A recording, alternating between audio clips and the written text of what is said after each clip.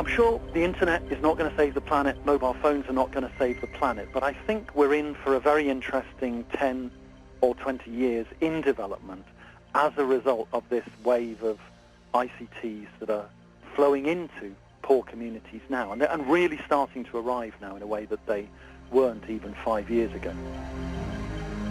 What I believe is that what technology actually does is to magnify what human beings want to do and what they're capable of doing. So if you have either negative intent, as in the case of corrupt bureaucrats, or infinitesimal capacity, as in the case of people who don't have a basic education, then no amount of technology actually adds anything positive to that situation. Something funny about the development of the internet has been, if you read English or Spanish or Chinese or a handful of other languages, you can pretty much find whatever you want. But if you, say, read Gujarati and you want local information that pertains to your state, you actually have a pretty small set of sites you could go to, even if you could get a computer and get online. And I think for that reason, India has actually had a very slow uptake on the internet. Few people know this, but right now India's got about 1.2 billion people in it, and there are really only about 80 million regular users of the internet in the entire country, which is less than 1%. Hello, Anthony Fennell here, and welcome to Future Tense. There's an assumption about modern communications technology, and it goes something like this. The more of it there is, the broader its uptake, the better the world will be. There are lots of anecdotal examples of communications technology put to good use in the cause of international development. We've detailed quite a few of them on this very program, and we'll hear a little later about another, a project called Question Box, which blends both new and very old technology in the service of the illiterate and the poor. But beginning the program this week is Kentaro Toyama, a researcher in the School of Information at the University of California, Berkeley. Mr. Toyama isn't anti-technology. He has a degree in computer science from Harvard, and back in 2005 he co-founded Microsoft Research India. As he tells it, he was a firm believer that ICT, information communication technology, would change the world simply by its very existence, by its very take-up. But that's a position he now questions. We're swimming in a world that tends to, on the whole, have positive intent and very educated population. And so when we see technology come into use, we almost always see it being used in a positive way and amplifying very capable people's capacity. And so the conclusion we draw is that, wow, we added technology to the mix and it's done something great.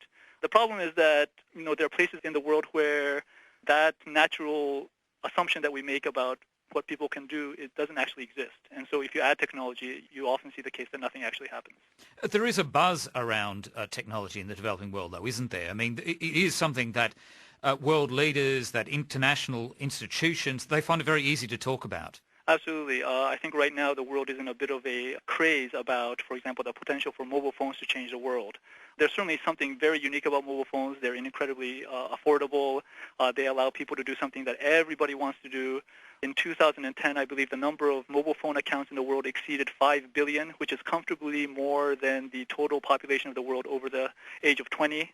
And so increasingly people are saying, we can use mobile phones to solve, just about every social problem, including the problems of poverty. Now, in an article last year for the Boston Review entitled Can Technology End Poverty?, Mr. Toyama drew a comparison between the high hopes still being expressed for digital and online technology and those expressed in the last century for the transformational potential of television. So in the 50s and the 60s, people were really excited about television. And you can imagine in a world that only had radio, that TV was a fundamentally significant technology. It was amazing in what it could do. People back then used to say things like, this is television, it's going to transform education. It's going to change the way that people see education. You're no longer going to have to go to classes at school because you can have educational content beamed right into your living room. And the result since then in both the developed world as well as the developing world is that, television penetration has done very well, but just because you have a TV in your house doesn't necessarily mean that you will be educated. And in fact, increasingly studies suggest that, TV is antithetical to education. Now tell us about your direct experience in this area. I used to lead a research group in India, in Bangalore, for Microsoft. And what we did was to spend our time trying to understand how technology already impacts very poor communities, both in rural villages as well as in urban slums. I was certainly optimistic in the sense that I felt that we could use these powerful technologies in some way that would really help and impact very poor communities. And what changed your mind? Was there one particular experience? I wouldn't say it was a single experience, but over time what I kept finding was that even in our successful projects, the impact of the technology depended entirely on the people who were either manipulating the technology from the outside or using the technology from the inside. In both cases, what we found was that you needed well-intentioned, competent people using the technology in order for the technology itself to have a positive impact. What the technology ultimately does is to kind of emphasize those things that people are already doing. So, for example, if people are already engaging in a huge amount of local business and so on, then certainly the phones will help with that. At the same time, if people feel that, their lives are not really changeable in a positive way, then when the technology comes, they'll see it as a way to kind of alleviate their daily struggles rather than as a way to improve their lives. So they might take towards entertainment, things that wouldn't necessarily directly help them in a productive capacity. Which is what many of us in the West do, isn't it? That's absolutely right. It's also exactly what we do. But again, getting back to that romanticised vision that we have, we expect that if you put a computer in a village, that people are primarily going to use it for, say, educational purposes, not necessarily for entertainment as we would, or for private business interests. I think one thing that we as relatively wealthy people see when we go to villages is that, these are communities which have such low levels of education, healthcare, financing, and so on, that we immediately think that if we were them, we would do anything we could to get better education, better healthcare, and so on. And what we find routinely is that when you go into these communities, people are actually reasonably content with the level of the services that they have access to. They don't think that it's a huge problem that their children have diarrhea every other month, things that we wouldn't accept. And so when you give them technology that might have the capacity to overcome those issues, they don't necessarily jump at those opportunities. If you follow Kentaro Toyama's logic that technology doesn't change behaviour, it merely amplifies it, then it's not hard to imagine that at its worst, a blind devotion to the power of technology as a tool of international development could actually lead to a widening, not a tightening, of the information and wealth divide between rich and poor. So what's the Toyama solution? I think I have kind of two overall recommendations for this line of work. One is, first of all, that if you're not tied to using a technology, to consider seriously whether it's a technology that will help or whether it's some investment in human capacity that will pay off more. Then, of course, if you are invested in using a technology, it's to ensure that the technology isn't applied to an existing social institution that is already having positive impact. So one way to think about it is that the technology is in support of a working system. So in that sense, technology isn't the focus, it's the tool to help, as you say, the human capacity. That's exactly right. Now, a lot of money has been spent around the world over the last 10 years, particularly on information communication technology as a form of aid and human advancement. That money then, I take it from what you're saying, could have been much better spent on other areas of life. I think that's true in the abstract, although it's always hard to tell in development whether that money would have been available otherwise. That is to say, for example, there's a huge amount of money in international development now that comes from technology companies that are trying to find a way to have positive impact in the world. And it's not entirely clear that that money wouldn't have been there if they felt that technology ultimately couldn't contribute. But yes, on the whole, I think it's true that a lot of the money that's spent in international aid and international development projects could be nudged towards investments in human beings and their capabilities rather than into technology. And you're with Future Tense on ABC Radio National, Radio Australia and the World Wide Web. New ideas, new approaches and new technologies. And don't forget, we're on Twitter as RN Future Tense, all one word. I've been working in this field for, perhaps 30 years now, and we all began in a very pessimistic mode about what ICTs were going to achieve or what ICTs couldn't achieve. We saw failures all of the time. And then about 10 years ago, there was this enormous wave of hype that arose, and I think we all turned very much against that and said, oh no, ICTs aren't going to achieve any of these sorts of promises at all. But I have to say, in the very recent years, I'm starting to become more optimistic about what ICTs can do, and actually to do almost in and of themselves. That's Richard Heeks, and he says he understands but doesn't support the Toyama line. Professor Heeks is the Director of the Centre for Development Informatics at the University of Manchester. We often have argued, you need so many other things to be put in place other than the technology. You need skills, you need political change, you need regulations to change, you need mindsets to change, and so on. I think all of that is undoubtedly important, but I do get signs of organic change when ICTs arrive in a community, that the communities themselves start to find new ways of doing development as a result of ICTs coming into those communities. So I'm sure the internet is not going to save the planet, mobile phones are not going to save the planet, but I think we're in for a very interesting 10 or 20 years in development as a result of this wave of ICTs that are flowing into poor communities now and really starting to arrive now in a way that they weren't even 5 years ago. So overall, I would say, slightly ironically, since I'm supposed to be the level-headed academic and Kentaro is at least in his previous persona the Microsoft guy, but we might almost be sort of swapping sides, that I'm seeing more optimism perhaps than he is.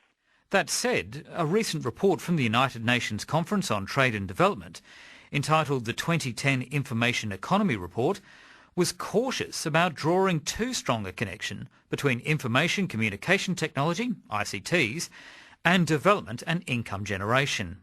In fact, it seemed to support Mr. Toyama's contention that the adoption of ICTs can actually exacerbate already existing disparities within communities. Now, Professor Heeks' centre contributed to that report. So what does he make of that caution? I think, of course, it is quite rightly so because, for one thing, everything is so new. We used to talk about the productivity paradox. There's this famous phrase in America that new technology appears everywhere except in the productivity figures. And we used to kind of have an equivalent, I think, of the development paradox, that more and more money is being spent on ICTs, more and more people have access to ICTs. Well, where is this actually appearing in the development figures? And I think the answer is the same as it was for the productivity paradox. The impact is there, but it's going to take time to really show through in the development figures. So I think at the micro level, you can really see things.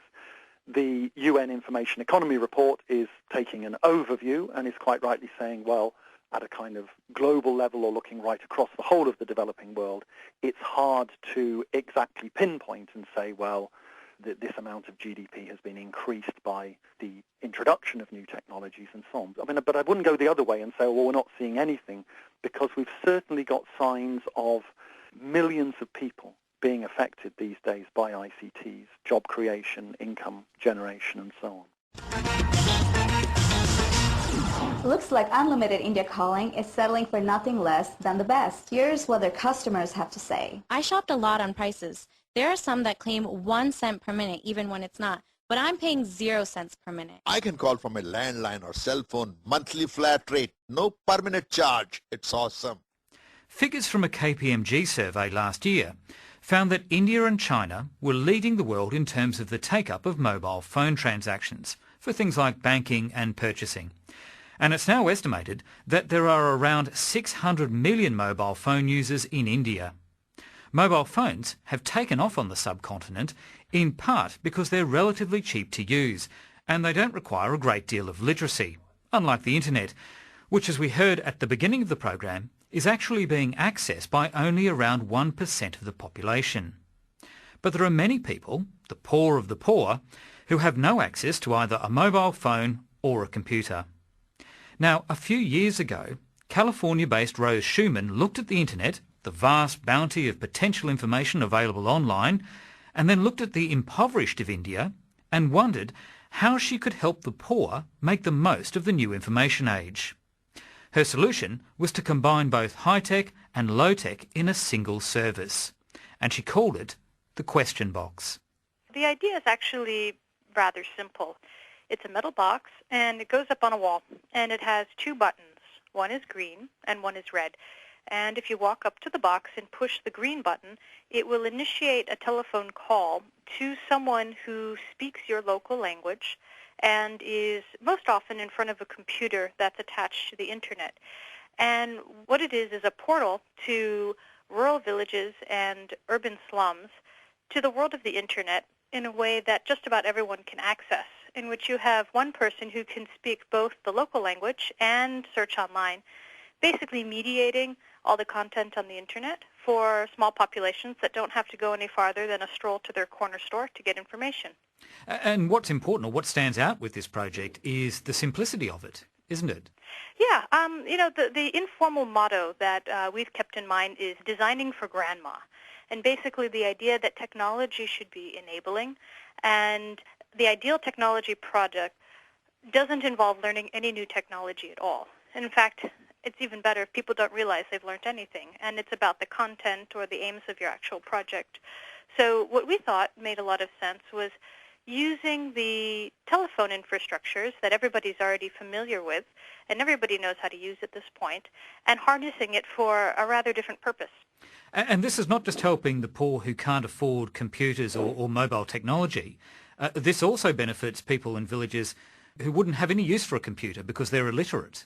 Exactly. The beauty of it is if you can talk and listen, and most people in the world do that, this is a perfectly appealing technology that really means that age and gender, literacy are no bar to using it at all.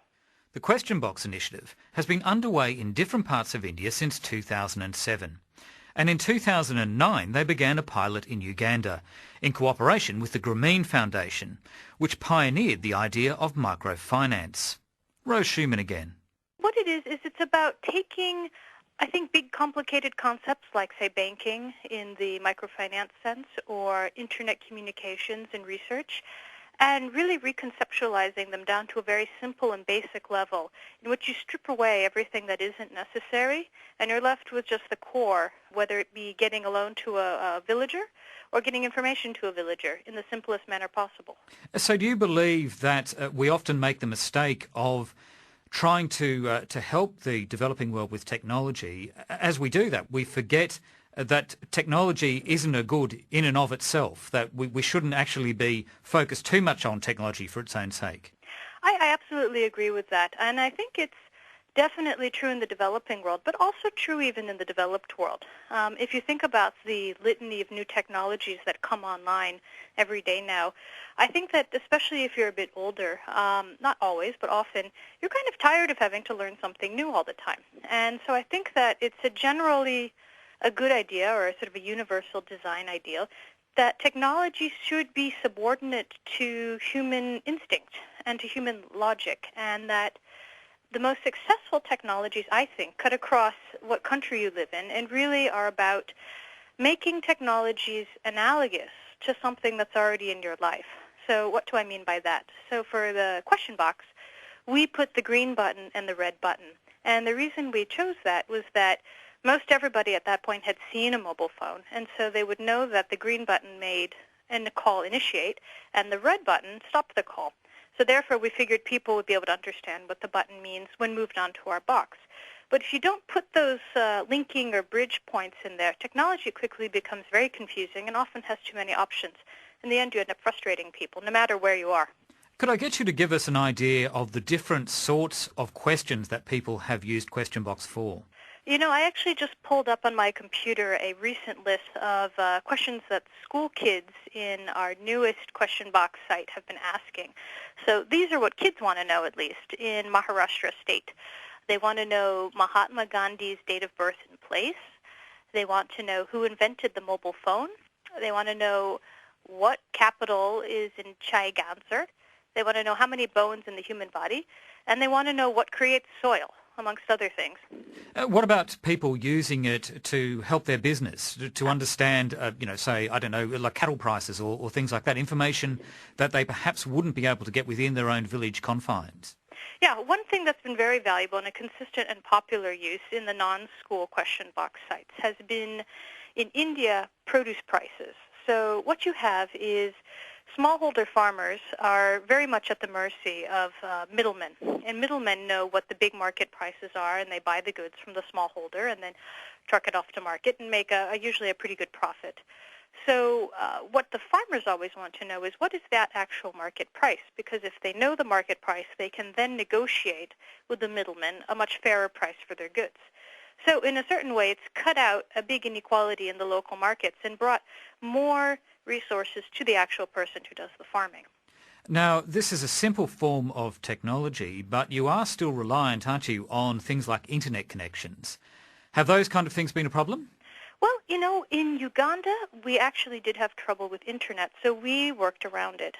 In Uganda, a good speed internet connection at that point last summer was running US $500 a month, which is a staggering amount of money, particularly in Uganda, but anywhere.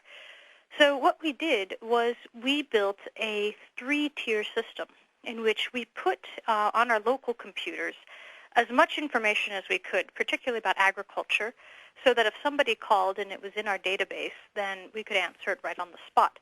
If the internet was working, then they could get online and try to solve the problem that way. But if it didn't, we actually brought in an agricultural expert who would get all the questions every day and then return the answers, and then we would be able to call back to the different villages with the answer. So what we do is essentially we build flexible systems that let you solve the problem no matter what the resources are at hand. Rose Shuman, founder and CEO of Open Mind Question Box, thank you very much for talking with us. Thank you. It's been a complete pleasure.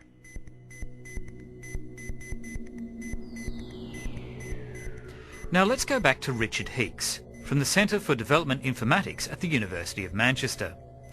We've already heard various figures concerning current technology usage in the developing world, but Professor Heeks and his team have been busy looking ahead, calculating internet usage trends over the next 5 years.